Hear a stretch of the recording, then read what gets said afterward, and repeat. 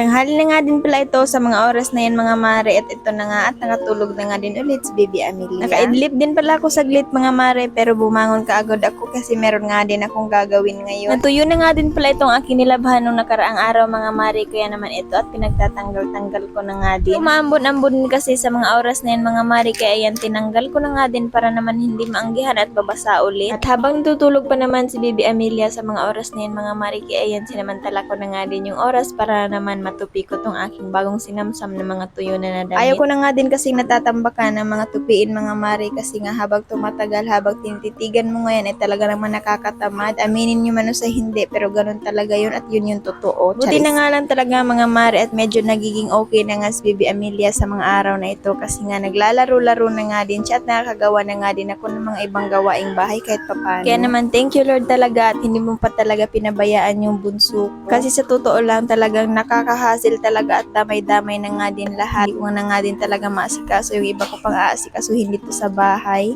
Anyways, nagising na pala siya sa mga oras na yan mga mare, at ayan, kinakarga-karga ko na nga lang din muna, at saka pagkatapos nung hindi na ganit siya nagmumuryot, at ayan, pinakain ko na nga din ang kanyang tanghalian. Tinangalang din talaga mga mare itong mga anak ko kapag nga meron silang nararamdaman ay talagang kumakain pa rin sila kahit papano. Lugaw lang pala muna yung pinakain ko dyan kay Baby Amelia mga mare, para naman mas mabilis niya nga itong malunok, dahil baka masakit pa yung lalamunan niya dahil nga sa kakaubo. Nililibang-libang ko nga din siya muna dyan mga mare habang sinusubuan, kasi meron talagang pagkakataon mga mare nga kapag nga sinusubuan ko siya ay talaga namang niluluwa niya at ayaw niya nga. At anyways, mga hapon na nga din pala ito mga mare, at nakaramdam nga ako ng gutom, kaya naman nag-prepare nga ako ng aking snack. Nagtimpla lang muna ako nitong juice mga mare, at ayan, piniflex ko pa nga din sa inyo itong aking aesthetic na lagayan, kahit plastic lang pero gustong gusto ko yan. Kung gusto niyo din ng ganyan, ilalagay ko nga yung link sa comment section. Kapag naman mga ganitong powder juice yung tinitimpla ko mga mare, bago ko nga siya ilagay sa isang jar, ay ayan, tinitimpla ko nga muna siya sa baso, pagkatapos ayan, minimix ko nga din dito sa isang jar. Ganun nga yung ginagawa ko mga mare, para naman for sure matunaw talaga yung powder juice. Sit kanton lang pala yung ipapares ko dun sa juice mga mare, ayan, at kumulo na nga din pala yung tubig, at ito luto na din sa wakas, at ako nga ay nagugutom na din sa mga oras na yan. Isang pack lang pala ng pansit canton yung niluto ko mga mare, kasi ako lang naman mag-isa kakain. Habang bino-voice over ko nga din ito mga mare, ay naalala ko nga din pala yung asawa ko na baka makita niya yung video na ito at saka magutom siya. Burit nga namin parehas itong pansit canton mga mare kapag nga merienda time. Man for sure manunubat na naman yun mamaya, at sasabihin na naman yun hindi ako nagtira ng para sa kanya, charis. Nilagay ko na nga din gaga dito sa lamesa mga mare, at saka kinuha ko naman yung tinipla ko kanina na juice, at tara kain po tayo mga mare.